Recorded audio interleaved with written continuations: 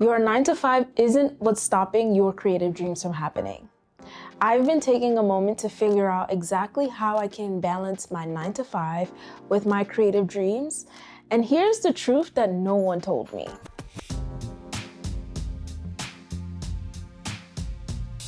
Welcome back to my channel. It's your girl Shanice Akita. If you are new here, welcome to the channel. This channel covers a little bit of everything, but more specifically hair, makeup, fashion, travel. Like I said, I get into everything. And I'm so happy that you could join me today. So today's video is all about the truth behind balancing a 9 to 5 with your creative dreams. So many of us have creative dreams that we want to see get off the ground, right? It's either you want to be an entrepreneur or you want to launch a business, you want to become a content creator like myself. One thing I think that we all have in common is the need to figure out how to balance, hey, these very real bills are due right now and I need to make some money to pay them. And two, my heart is yearning for this creative dream of mine, and how do I achieve that? And I'm here to help you. I used to think that I needed endless free time in order to work on my creative goals, and it turns out that that's just not true. Once I took a moment to step back, I realized that I have everything that I need to be successful. I just had to look at it a little differently. Let me explain. So the first thing that I had to learn is that in order to be consistent with my creative dreams, I had to prioritize progress over perfection. If only you guys knew how much footage and content I've been holding hostage, like, you would really be ashamed of me. I have truly allowed perfectionism to hold my dreams hostage. And as I was preparing to make this video and I started to look back on some of the different steps that I've been taking to make myself more consistent and consistently show up for you guys, that has been the #1 thing that I had to make sure I mention in this video. Progress over perfection. So now, instead of obsessing over every single detail in every single video that I put out, using myself as an example, I have a clear checklist on what would be deemed something that's ready to go out. So for example, I'm asking myself questions like, is this footage clear? Is the audio clear? Did I tell the story in the way that I wanted to tell it?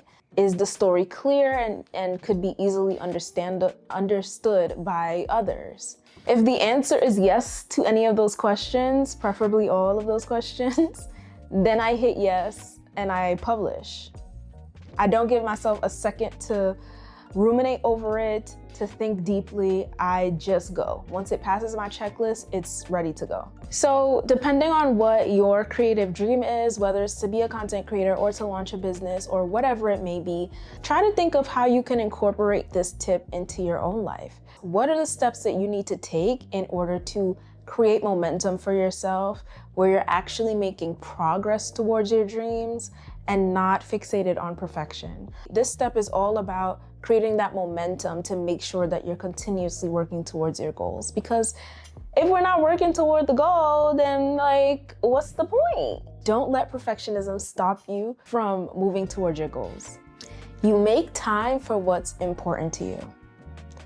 That hit me in the chest like a sack of bricks, okay? Because like I said in the beginning of the video, I used to feel like I need unlimited free time in order to really lock in on my goals and my dreams and what have you. But in all honesty, energy flows where you are giving the attention. You understand? So if you are constantly looking at your creative dreams or your dreams overall, it doesn't even have to be a creative dream, any kind of dream. If you're constantly looking at that as an afterthought, as a thing that you eventually get to, if you feel like it, it's not gonna happen. It's just not gonna happen. I'm sorry to be this blunt, but it's just not going to happen. You have to invest the same amount of time as you would at your 9 to 5, the same way that you feel when you show up to work at 9 a.m. and you give your all. It's the same way that you need to treat your creative dreams. So for example, as a creator, what I began doing is really leaning into batch creating content, right? So I have my days where I ideate And my only task for that day is to come up with ideas for content that I would like to create. If I get to a point where I feel like the idea is something that I really believe in, then I go to scripting and deciding how I want to shoot, scripting or storyboarding, and deciding how I want to make this video come to life. And then I have my other days where I am filming content. So I pick 2 days out the week, or sometimes 1 day out the week if I have the energy, and I am strictly filming content. I do not open any editing platform. I do not do that, because what I found is that I frequently try to do too much at once. And I mean too much. I'm talking come up with the idea, shoot the video, edit the video, take the photos for the thumbnail. I was trying to do too much. And that's what really caused a lot of burnout in me chasing my creative dreams, because I did not have a system. And so, like I said, you make time for what's important to you. The time is there. I work from 9 to 5, Monday to Friday. So I make sure I maximize on my weekends. I like to rest on my weekends and have time for friends. So my Saturday mornings, my very early Sunday mornings are peak times for me to invest in my content and to batch create and ideate and film. And then I spend time after work throughout the week editing piece by piece, so that by the time I get to my Friday upload, everything is good. I have my thumbnail, my video is ready to go, and all is well. So as we continue on this journey to figuring out how to balance our 9 to 5 with our creative dreams, I really want you to think about how you've been spending your time. What does your day look like before you go to work? What does your time look like after you finish work? How can you optimize that time to make sure that you're effectively making progress towards your goal? Maybe for an hour, you can work on your business plan after work, or you can build out your email list, anything you could think of. You have the time. It's all about just looking at your calendar and taking an honest look and deciding how you want to utilize that time. The third truth that I found out is that you have to protect your creative time. I'm gonna say it again. You have to protect your creative time, okay? As I said earlier, you have to treat your creative dreams with the same respect that you treat your 9 to 5. If you are showing up on time and putting forth your best effort for your 9 to 5, you have to do the same for your creative dreams. I realized that whenever I got overwhelmed, I felt like life was lifing, I had a lot of work to do, like deadlines, what have you. My creative dreams were the first thing out of the door. And I really had to change my mindset around that, because you have to prioritize yourself. Every time you take a flight, what's the first thing that the flight attendant tells you? You put your mask on first, and then you help others. If you aren't actively pouring into yourself, no one is going to save you.